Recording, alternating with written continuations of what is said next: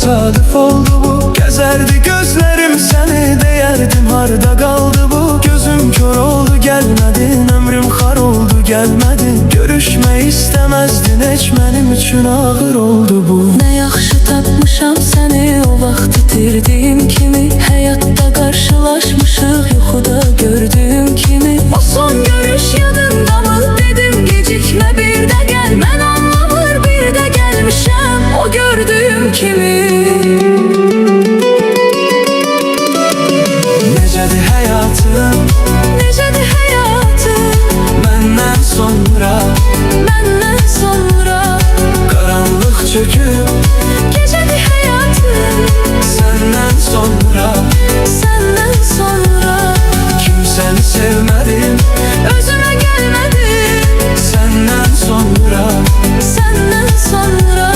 sevmək istədim, Sevə də bilmədim, səndən sonra.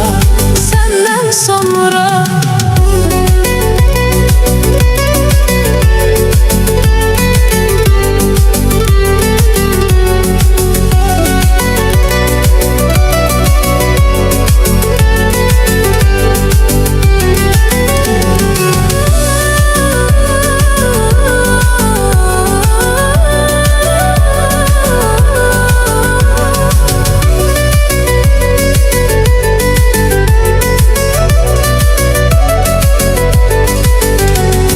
Sən ey məni kül eyləyib, yaxıb dayandıran qadın. Nədən peşiman ayrılıq, nə ad tapaq qoyaq adın. Olan olub, keçən keçib, bugün nə gün danış biraz. Yetər ki mən bilim, məni bir an belə unutmadın. Bu sevgini, məhəbbəti unutmadım, unutmaram. İçimdəki bu yanğını soyutmadım, soyutmaram. Qayıtmaq istəsəm belə o körpülər uçub daha. Mən artıq ayrı yerdəyəm, qayıtmaram, qayıtmaram.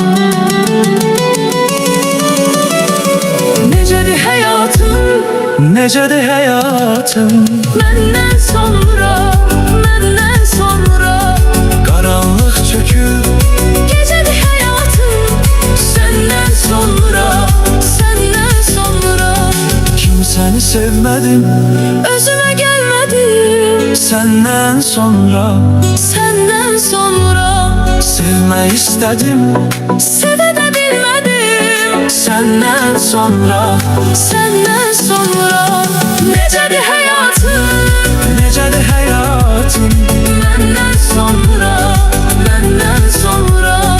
qaranlıq çöküb, Gecədir həyatım, səndən sonra. səndən sonra.